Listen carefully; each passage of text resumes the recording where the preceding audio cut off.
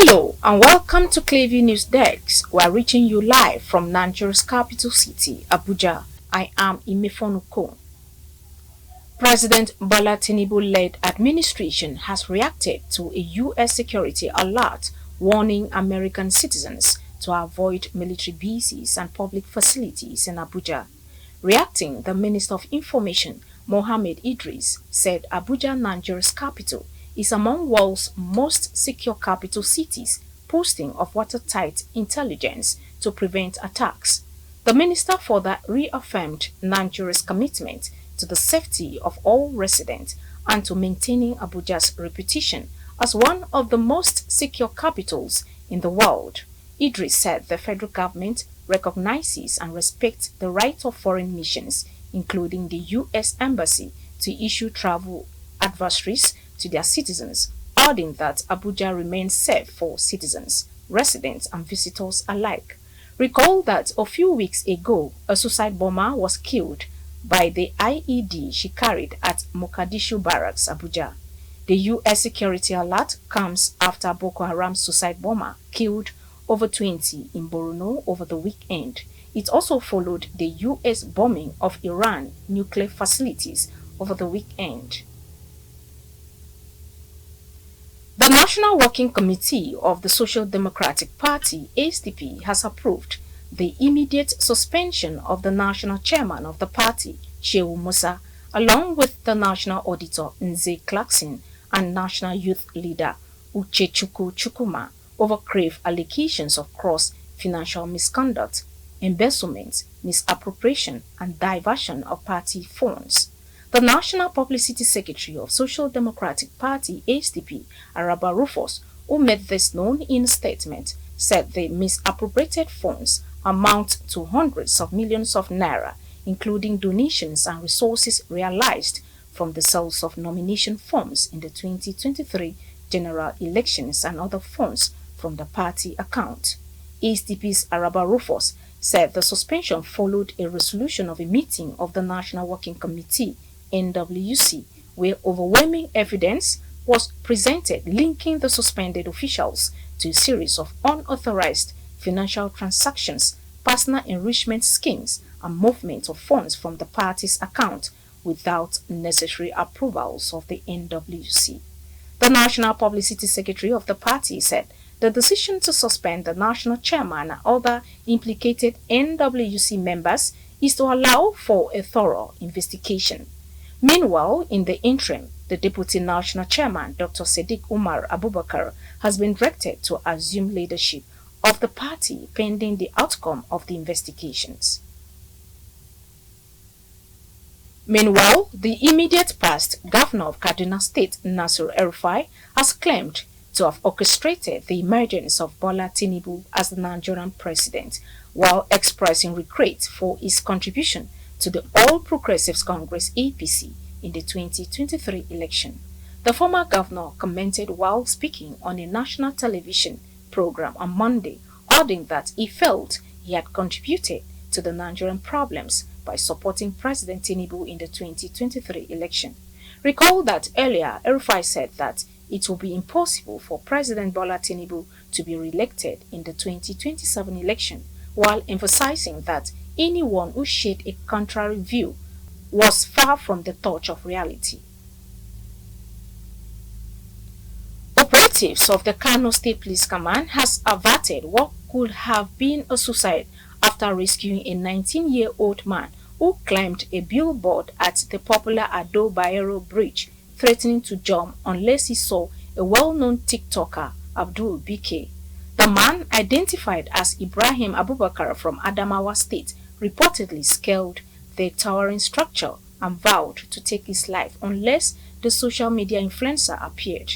According to a statement issued this Tuesday by the Deputy Police Public Relations Officer, DSP Hosseini Abdullahi, a swift response team comprising police personnel and officials of the fire service was deployed to the scene following a distress call. While warning the public against similar acts, the police stressed that attempted suicide is a criminal offense and urged citizens facing emotional difficulties to seek professional help rather than resorting to dangerous actions. In a bold and historic move to end the ongoing war between Israel and Iran, the US President Donald Trump on Monday proclaimed a ceasefire between both parties, halting the 12-day conflict that brought the Middle East to the brink of wider war. Despite the announcement, there have been reports of ceasefire violation from both sides, raising doubt about the truce's staying power. Clavis Gloriata has been following the story and brings us an update. In a dramatic development aimed at halting a 12-day conflict that threatened to destabilize the Middle East, U.S. President Donald Trump announced a complete and total ceasefire between Israel and Iran, effective just after midnight on Tuesday, June 24, 2025. The announcement, made via Trump's Truth Social platform, followed intense diplomatic efforts initiated by the United States and Qatar, even as both nations have reported early violations, casting uncertainty over the effectiveness of the truce. The ceasefire, labeled as the end of the 12-day war by Trump, comes after a series of escalating military exchanges that began on June 13 when Israel launched a surprise attack on Iranian nuclear and military targets, citing intelligence that Iran was advancing toward nuclear weapon capabilities, a claim Iran has consistently denied. The conflict intensified when the U.S. joined Israel on June 21, striking 3 Iranian nuclear sites, prompting Iran to retaliate with a missile attack on the U.S. Al-Udeid Air Base in Qatar on June 23. The Iranian strike, described by Trump as a very weak response, caused no casualties as Qatar and the U.S. intercepted the missiles. According to a senior White House official, President Trump spearheaded the ceasefire negotiations, communicating directly with Israeli Prime Minister Benjamin Netanyahu, while Vice President J.D. Vance, Secretary of State Marco Rubio, and Special Envoy Steve Witkoff engaged with Iranian officials through direct and indirect channels. Qatar has also played a pivotal role, with Trump coordinating along with Emir Sheikh Tamim bin Hamad Al Thani and Vance working with Prime Minister Sheikh Mohammed bin Abdulrahman Al Thani to secure Iran's agreement. Trump's announcement outlined a phased 24-hour ceasefire, with Iran halting operations first, followed by Israel 12 hours later, culminating in an official end to hostilities. Israeli Prime Minister Benjamin Netanyahu confirmed Israel's acceptance, stating the country had achieved its objectives, including significant damage to Iran's nuclear and missile capabilities. Iran state media reported the ceasefire began at 7:30 a.m. local time, with Foreign Minister Abbas Aranghachi stating Iran would halt attacks if Israel reciprocated. Despite being optimistic, the ceasefire faced immediate challenges as Israel's defense forces reported detecting Iranian missile launches just hours after the truce took effect, prompting Israeli Defense Minister Israel Katz to order retaliatory attacks on Tehran. Iran denied launching missiles, with its military spokesperson claiming Israel continued attacks 90 minutes past the ceasefire start. Iran's Supreme National Security Council warned of a decisive response to any further aggression. The reported violations resulted in casualties on both sides. In Israel, a missile strike in Beersheba killed 4 people and injured 22, with emergency services noting a direct hit on a bomb shelter. In Iran, 9 people, including a nuclear scientist, were killed in strikes on northern Iran. President Trump has expressed frustration, warning Israel against further strikes and expressed displeasure over the failure of both sides to hit the agreement. Yeah, I do. They violated it, but Israel violated it too. Are you questioning if Israel is committed? Israel, as soon as we made the deal, they came out and they dropped a load of bombs, the likes of which I've never seen before. The biggest load that we've seen. I'm not happy with Israel. You know, when I say, okay, now you have 12 hours, you don't go out in the first hour and just drop everything you have on them. So I'm not happy with them. I'm not happy with Iran either. But I'm really unhappy if Israel's going out this morning because of one rocket that didn't land, that was shot, perhaps by mistake, that didn't land. I'm not happy about that. The international community has continued to respond cautiously to the issues as German Chancellor Friedrich Merz praised the ceasefire as a positive development and urged both nations to comply. Meanwhile, Russian Foreign Minister Sergei Lavrov also called for restraint amid reports of violations. Earlier in a statement, the G7 supported the escalation of the crisis but stopped short of endorsing a ceasefire, reflecting divisions among world leaders. Analysts and observers have remained skeptical about the duration of the ceasefire, while questioning the extent of damage to Iran's nuclear program. While Trump's diplomatic gamble, backed by Qatar's mediation, has opened a tentative path to peace, reported violations underscore the fragility of the agreement, even as the world watches closely if NATO leaders will discuss stabilization efforts at its summit in The Hague, with the region's future hanging in the balance.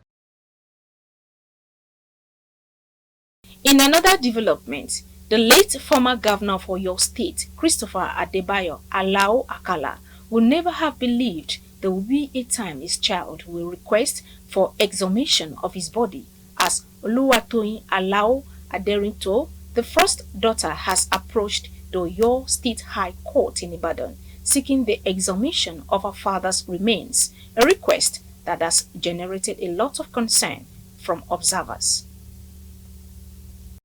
To establish the true paternity of 7 individuals claiming to be the governor's biological children, in the suit filed before Justice Taiwo of Court 12 at the High Court Ring Road, Ibadan. Alao Aderinto is also asking the court to order that DNA tests be conducted on herself and her siblings, including a 7th member of the House of Representatives, to establish the true paternity of 7 individuals claiming to be the governor's biological children. The legal move marks a new chapter in a festering dispute within the Alao Akala family over the late governor's substantial estate. The death of Alao Akala on January 12, 2022 has raised tensions over the distribution of his assets as the matter became public in October of the same year. The conflict further escalated when the late governor's wife, Kemi Alao Akala, alongside Olamide Alabi, who is believed to be one of his daughters, secured a letter of administration from the Oyo State Probate Registry without the knowledge or consent of Alao Aderinto. Adebayo Alao Akala. Ó mà ṣe o. Adebayo Alao Akala, what a shame. One of his daughters has approached the Oyo State Court seeking a DNA to confirm if she and her siblings are biological children of the late governor. She asked that the corpse of the father should be exhumed and taken to lab for confirmation because the children are fighting over the properties he left behind. I'm sober. What is the purpose of pursuing urgent wealth? Imagine how many people you've killed in your tenure because of fame, wealth. People you maltreated while doing this. You don't remember the day you will sleep and never wake up. In a letter made public on August 2023, the court warned that the exclusion of the first daughter from the estate administration breached moral and legal principles, and cautioned that continued sidelining could deepen divisions within the family and tarnish the former governor's legacy. In her fresh court application, Alao Aderinto requested that the DNA test be conducted at the court-approved, accredited laboratory and further urged the court to direct that the result be filled in a sealed envelope and submitted directly to the presiding judge for pronouncement in open court. Supporting her request with an affidavit and accompanying exhibit, she accused the defendants of manipulating facts to exert exclusive control over the estate, an estate described as massive with assets reportedly spanning properties in Ibadan, Lagos, Abuja, the United Kingdom, and the United States, including a 5-star hotel in Ghana, luxury vehicles, and multiple bank accounts containing hundreds of millions in naira, dollars, and pounds sterling. Alao Aderinto maintained that her position is driven by a commitment to ensuring equitable treatment of all potential heirs, including nuclear and extended family members and aides of the late governor who served him honorably, including other individuals who may yet be identified. She opposed what she described as a winner-takes-it-all approach allegedly adopted by the current administrators. She argued that listing of only 7 individuals as legal heirs without broad consensus on their paternity raises significant concerns about the legitimacy and fairness of the estate administration. Her plea, she stated, is a call for judicial intervention based on scientific verification. Florence Joshua reporting for Clearview News Desk. Meanwhile, a group of traditional masqueraders reportedly invading a mosque and the residence of the chief imam in Oke-Akpa, Okoko North local government area of Ondo State, assaulting his wives and children in a violating attack, has drawn sharp condemnation from the Muslim rights concern, Mori. According to a statement issued by Mori, scores of masquerade adherents stormed the Islamic cleric's home, beating up his family members without provocation. Following the harassment, the monarch of the town, rather than ensuring justice, reportedly imposed a fine on the victims. According to Morik, the monarch reportedly ordered the imam and his wives to provide 9 goats, 7 sheep, and 200 kola nuts of face banishment from the town. The fines were reportedly levied because the assaulted Muslim women screamed and cursed during the beating, a reaction the traditionalists deemed inappropriate. Morik, alongside other concerned citizens, are calling for the arrest of the masquerade in question. Recall that about 1,000 women from Hia Alumona community in Nsukka Local Government Council, Enugu State, staged a peaceful protest against masquerade harassment last year. Meanwhile, Abdulbakar Jibril and Mohammed Ibrahim, both 20 years old, gatekeepers of the Aneku Opandede masquerade, who beat an old man at Adavi Eba earlier this month, have been charged to court and remanded in Achoze Correctional Center for disobedience to lawful order and causing grievous hurt. Masquerade traditions hold deep cultural and historical significance in Africa, with ancestral practices often tied to spirituality, celebration, and communal identity, which have been preserved through generations. However, the cases of masquerade harassment have generated reactions from citizens for the regulation of masquerade activities to ensure a sane environment where there is law and order. Abiola Alafe reporting for Clearview News. Today, Clearview News Desk beams its spotlight on President Julius Maada Bio of Sierra Leone, who has been elected as the new chairman of the ECOWAS Authority of Heads of State and Government, succeeding Nigerian President Bola Ahmed Tinubu, who held the position for 2 years. Born 12 May 1964 in Tehun, Bonte District, Julius Maada Bio is Sierra Leone's 5th president, serving since April 2018. A retired brigadier who initially seized power in a 1996 coup and within months organized the country's first democratic election in decades, handing over to civilian rule. After studying in the US and UK, Bio returned to politics as LPP leader. He won the presidency in 2018 and was re-elected in 2023 with 57% of the vote. His agenda focuses on free quality education, gender equality, anti-corruption, and abolishing the death penalty in 2021. Under his leadership, Sierra Leone launched major reforms, including repealing seditious libel laws, passing a gender quota bill, and planning the landmark Lungi Bridge project linking Freetown to the airport. Internationally, He has earned recognition as African of the Year and led initiatives on food security and youth empowerment. The election of President Julius Maada Bio as the new ECOWAS chairman is both symbolic and significant. It marks a moment of renewed hope for West Africa, especially as the region grapples with insecurity, democratic backsliding, and economic hardship. President Bio's leadership comes at a time when ECOWAS must reassert its relevance, especially after military coups in Mali, Burkina Faso, and Niger tested the bloc's unity. As a leader who has championed education, governance reforms, and peace building at home, Bio's chairmanship presents an opportunity to bridge divides and restore credibility to ECOWAS. The task ahead is immense, but so is the promise of a more stable and united West Africa under his guidance. And that's the news. You can follow up on latest events and happenings around you via social media platforms on Facebook, Instagram, and YouTube at Clavy News Desk or via handle on X, formerly known as Twitter, at Clavy Online. Many thanks for watching. I am Imefono Kon.